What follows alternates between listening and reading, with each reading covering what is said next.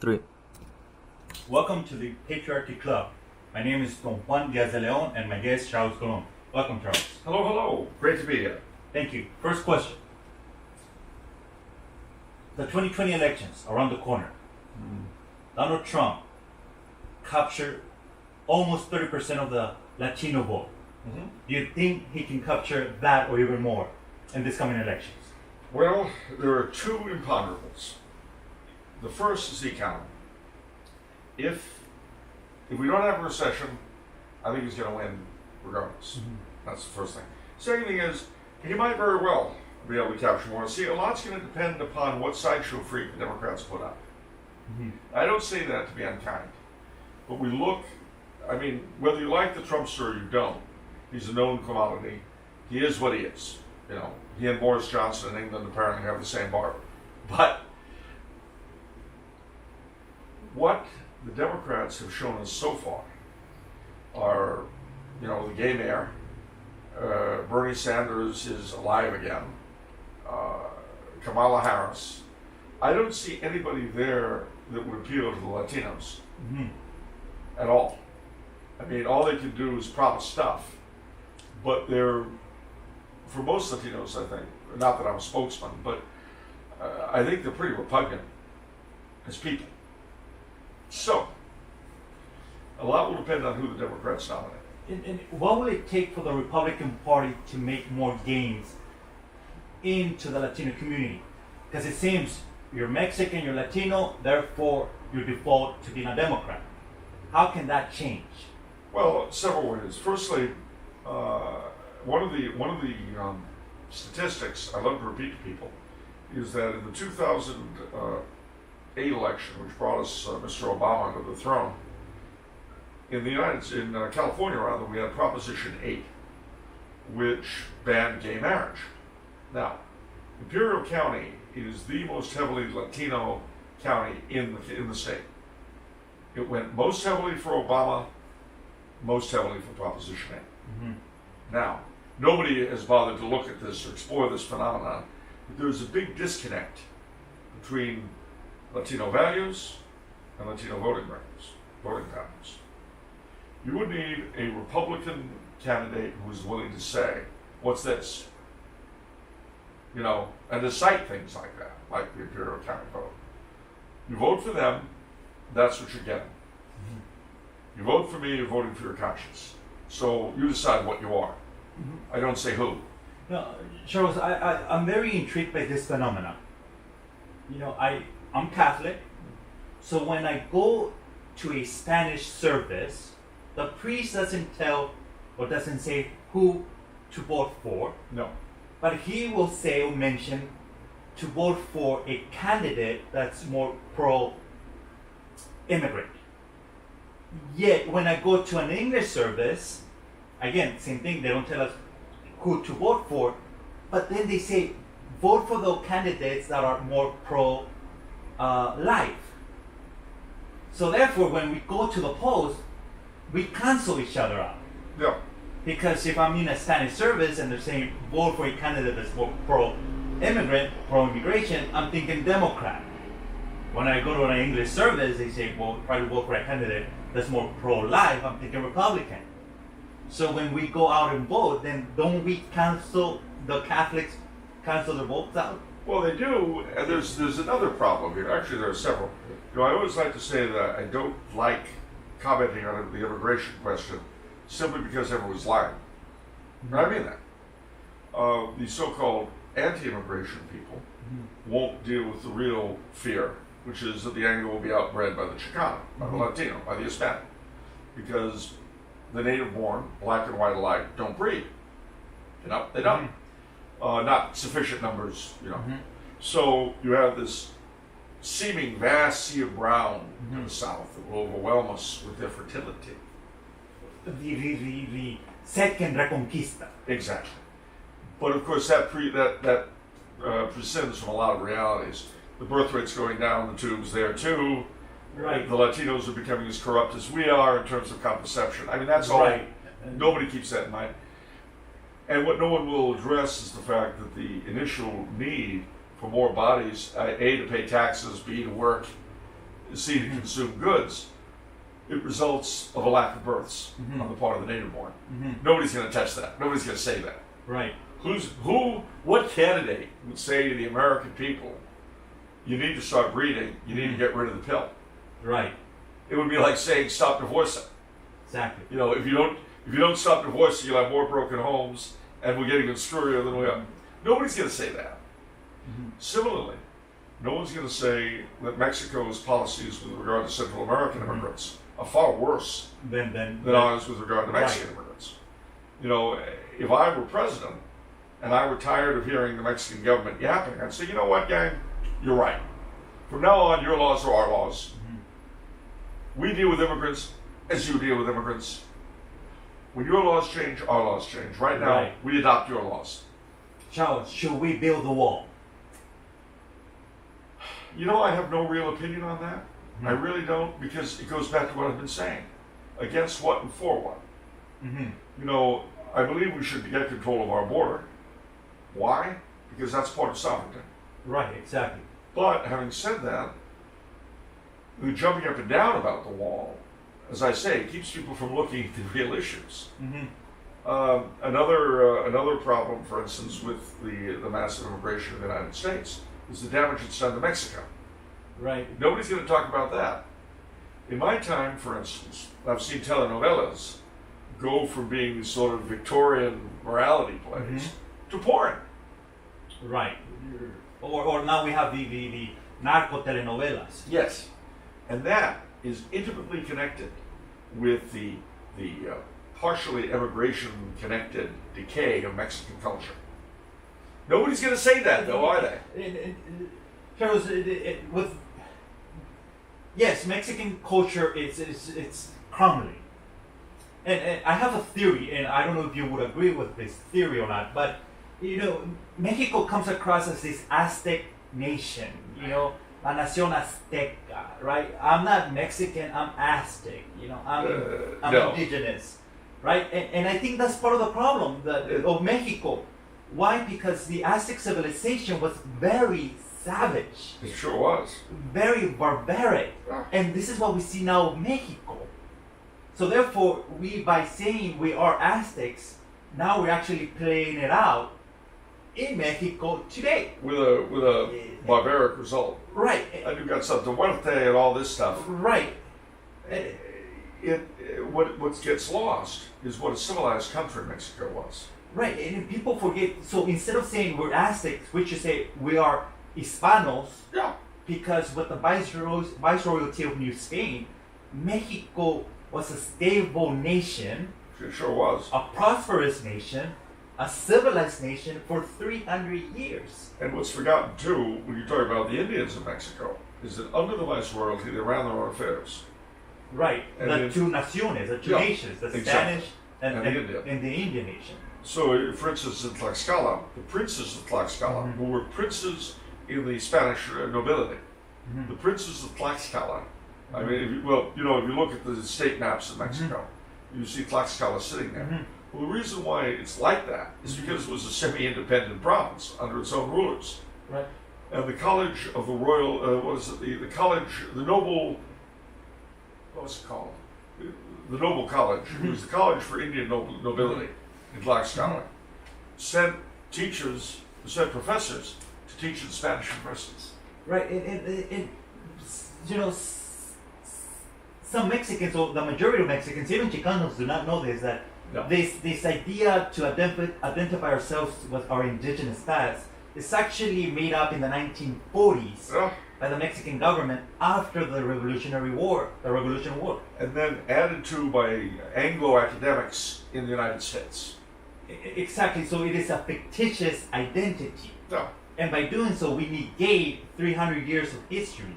And when you consider, for instance, how many self-identified Chicanos, Latinos, etc., have ever heard say of Lucas Salaman? Right, and the only one they know is Sor Juana Inés de la Cruz. Right, and she was a nun. But according to, and I talked about this with Dr. Lizzo, you know, she's now in academia, she's a feminist, a lesbian, a freedom fighter against patriarchy. pretty soon she's gonna be a Democrat. And then after that, she'll be a priestess in the Aztec temple. But chopping out the hearts herself and laughing while she did so. Right. But the truth of the matter is that Mexico produced, not just under the Viceroyalty, but the early Republic as well. It produced some really incredible people, none of whom have been heard of today. Right. And there is you might say, an alternative tradition in Mexican letters and in politics that no one's ever heard of. Well, the majority of, I don't want to generalize, but most Mexicans only know Santa Muerte and Patriarcado. Yes. Beyond that, the knowledge of Mexican heroes or intellectuals, they might know someone like Juarez, but see, even Juarez, they don't really know. They don't know that Juarez was an American puppet. Right. They don't know that he was heavily armed and financed by the United States. First in the War of the Reform to defeat the conservatives, and then to fight Maximilian. Right, because Maximiliano wanted to rebuild the Mexican Empire. No. Which represented a threat to the United States. It sure did. Plus, his royal blood connected him to the major European powers. It did indeed, and that would have perhaps reignited their interest in this part of the world. What's funny about him, and there was the first Mexican emperor, Agustín de Entrevista, and he only took the throne because he couldn't find a European willing to take it. So he said, well, fine. But Entrevista was early on murdered, executed. But when Maximiliano and Carlota found that they couldn't have kids, they adopted Entrevista's grandson as their heir. And that family is still around today. Would Mexico be better off today under monarchy? Oh, I should say. I mean, that was probably the last chance for a truly independent government from the United States. You know the old saying, poor little Mexico is so far from God and so close to the United States. Right. And now, talking about if Mexico would be better off with a monarchy, we have López Obrador. Yep. He demanded an apology from Spain. Should Spain apologize for its role in 1492 of westernizing Latin America? No, López Obrador should apologize for being an idiot. Well, I don't think he would. He's going. Why? A politician of his stature apologize for being what he is? Well, according to him, he came in and just, destroyed his great native civilization. Let me tell you, the only reason they were able to do that was because of the assistance and alliance of all the Aztecs Indian allies who were tired of seeing their brightest and best murdered by Aztec priests. People forget that. Like the Tlaxcalans, whom I spoke earlier. After a while, after a century or two of seeing your young men and women get their hearts cut out, a little bit of resentment. Exactly. Just a little bit of resentment, maybe. Now, I think López Obrador, like so many politicians today around the globe, is an idiot. And I'm not saying that's bad. No, but you have in the United States, you have professors in American universities that agree with López Obrador that Spain should apologize for the great Holocaust they committed in the Americas. Over 100 million natives died after 1492. Anyone who truly feels this way should show his fidelity to his beliefs by abandoning European dress, European cuisine, European medicine, European language. But no, they're all beneficiaries. But according to they are beneficiaries of that terrible time. And to show their fidelity to the truth, they should get rid of it all. But the thing, Charles, is according to them, they're discolonizing us. And I know, I agree with them. They should decolonize themselves to start. They discolonize because we have been oppressed No. by the West. They're the ones who are oppressing, and they need to start by stripping themselves of everything Western. Show the rest of us the way. They need to lead by example. Well, we know that they will not. Oh, of course they will, because they're not worthless hypocrites. They are not scum. They will rise up. They'll rip off their clothing. They'll speak only in indigenous tongues, or if they don't know any, they'll shut up. They'll stop eating European food, and they'll only go to native shamans for medical care. So this whole... otherwise, they'd be worthless hypocrites, and that can't be true. But you see, after almost 500 years of colonization, now that has to stop. No, and I'm saying stop it now. They need to get off the train now. Stop the madness. Just as it came in all at once, they need to leave it all at once. And we will follow depending on how their experiment turns out. Now, Charles, would you agree that Chicano studies across the United States, Spanish departments across the United States, are they breeding grounds for neo-Marxism and socialism and communism? Well, they would try to be Uh-huh. on a good day. But you got to remember that a lot of the folks who teach that stuff, they're not as bright as they think they are. Uh-huh. And let me ask you, should those departments be defunded for Yes. teaching anti-Americanism? They should be defunded for not being academic departments. Mm-hmm. They should be defunded simply because they're worthless. Now, you know, in Arizona in 2010, the state tried to outlaw the Mexican-American studies based that they were teaching anti-Americanism. That's not what I would defund them for. Uh-huh. Because anti-Americanism, I mean, it's as vague a thing as anything they themselves would teach. Right. I would defund them because they're not academic and they're not teaching anything real. Well, according to them, they are. They have PhDs. Well, you know, according to every criminal, he's innocent. Well, so what? I don't care if they've got PhDs. So did Dr. Rosenberg, Hitler's major theorist. So they should be defunded. Absolutely. Mm-hmm. If they're any good, they'll be able to get funding through their own excellence. They'll be able to start independent schools the way so many of these classical academies around the country have. You know, people teaching Plato and Aristotle, their sheer excellence. But then they will argue that it's going against free speech, and that's it's protected by the Constitution. That's not entirely true. There's a lot of speech that they themselves would forbid. Such as? Anything from denial of the Holocaust to the use of racial epithets. Mm-hmm. Interesting. Everybody has something they would forbid. Mm-hmm. You show me someone who says, I believe in complete free speech for everyone. I'll show you a liar. Mm-hmm. And mind you, I'm not saying they'd be wrong as regards racial epithets and Holocaust denial. Mm-hmm. What I'm saying is that there is speech that they themselves would have denied. And how is it possible that in American universities, departments that do teach to be anti-American, anti-Spanish, anti-Hispanic be funded? Well, because we have a very corrupt academic system. Since, could you give us a day when it started being corrupt? It was a very, very gradual process. And that's when gradual processes are always hard to figure out, to pinpoint. But certainly, I mean, it's easy for Catholic universities. Mm-hmm. I could say the Land O'Lakes Conference in 1968. Mm-hmm. But I would say certainly in the 60s, maybe the late 50s sometime. Mm-hmm. And now, to continue, your definition on a Chicano. A mythical beast like a unicorn. Aslan. Aslan? Mm-hmm. A mythical land like the Land of Oz. Spanglish. Spanglish or Spanish? Spanglish. The language I grew up with on the streets of Los Angeles.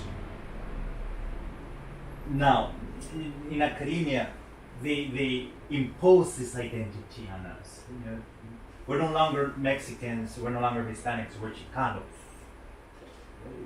Well, no. There is no Chicania. It doesn't exist.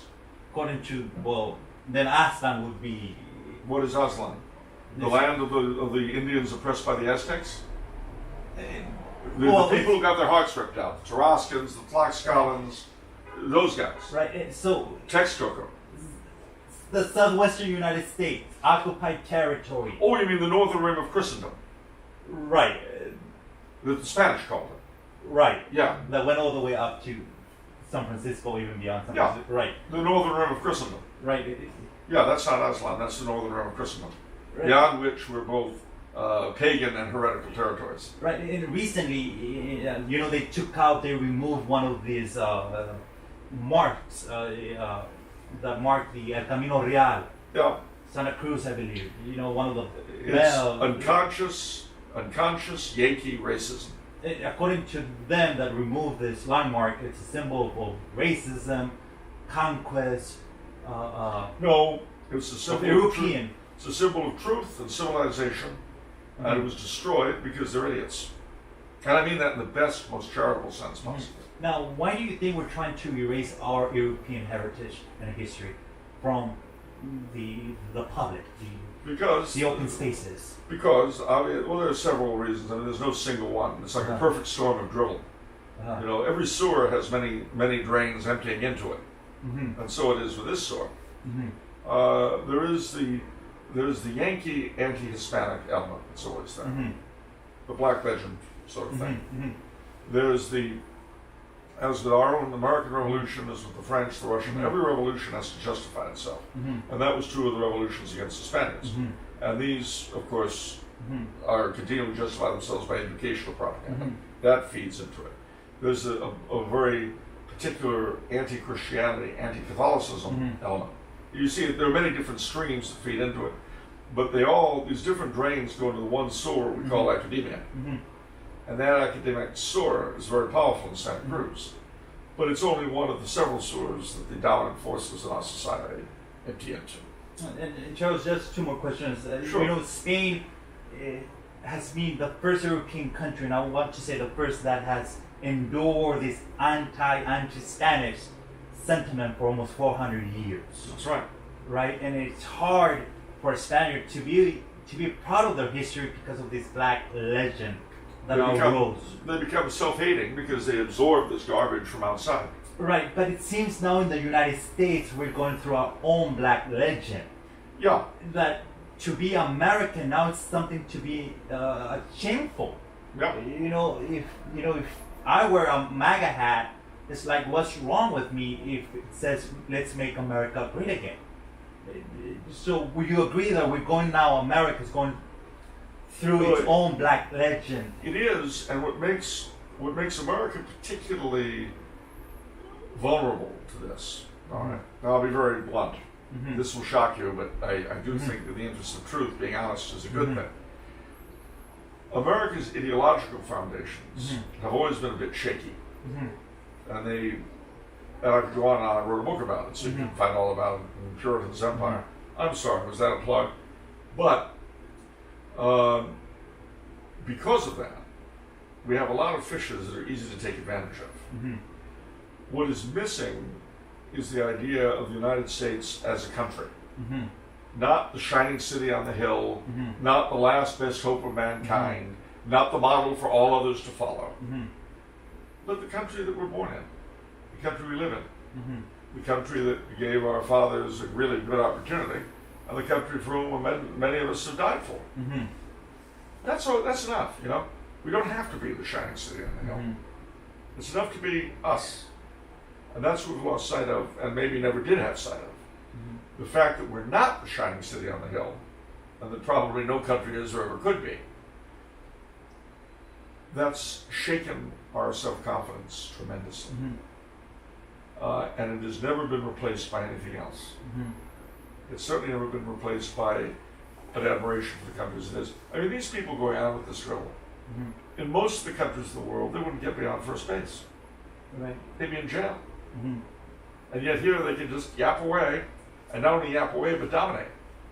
They should be grateful that they're pulling this drill here and not elsewhere. And you know what? We talk about Americans, white Americans being now ungrateful.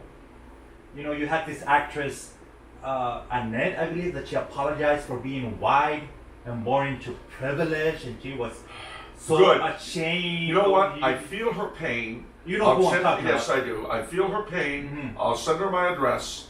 She can send me her money. I'll take care of her privilege for her. Until she's willing to divest herself of all that cash and retire from acting and get a job, I don't know, at a Starbucks as a barista.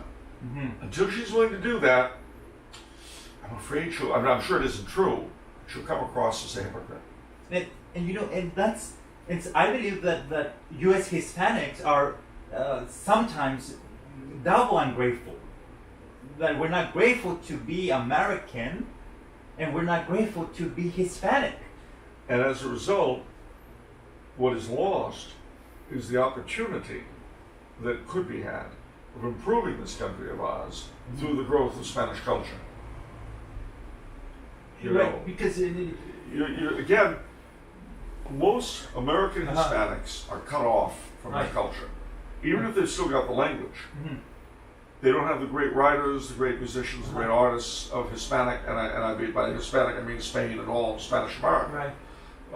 from Argentina, to Cuba. Right. They're cut off from all that. Right. And, going back to the word mestizo, No. I have a problem with that word mestizo. People will say that I am mestizo. 50% European, 50% native. Yeah. Right? But it's actually, I'm half something. I'm not a whole number. No. I'm half this or I'm half that.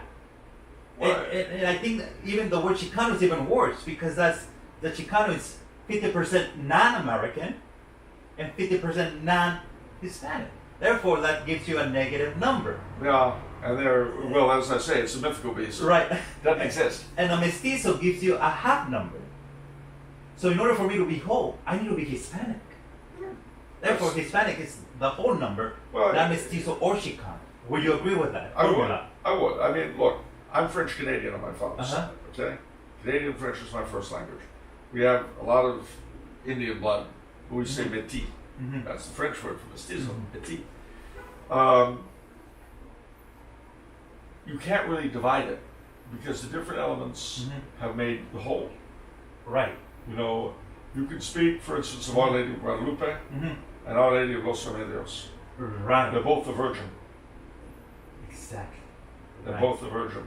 And similarly, we have St. Catherine Tekakwitha Mhm. in New York and Canada. Mhm. Mohawk lady, but French speaking. Right. Last question. If you had a young Hispanic, what would be your advice to them? Learn your heritage.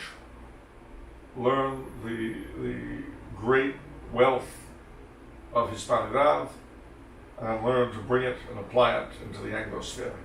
Because you've been born and raised at the apex of two of the four great cultures that make up the West. Which are? Well, Hispanidad, the Anglosphere, Lusophonía, and Francophonie. I'm sorry, I was just meditating on how wonderful the French are. But, mind you, it's a lot more, shall we say, complex in Europe. And then you've got the Russian zone, but that's contiguous Right. to Vladivostok. In terms of the West beyond the seas, it was primarily those four nations. And together, they are the pillars upon which our world civilization rests. Now, what united them originally was their faith. As they've lost it, they kind of decayed. But, nevertheless, the remnants are still there. And there's a big difference between remnants and nothing at all. You can always hope when you've got coals burning amongst a pile of stuff that you can breathe the coals back to life. If there's nothing there, there's nothing. And those coals are still there, still waiting to have the breath of life on them. But that's something that responsibility for that breath rests with each of us. Well, Charles, thank you so much. You're very welcome. Thank you.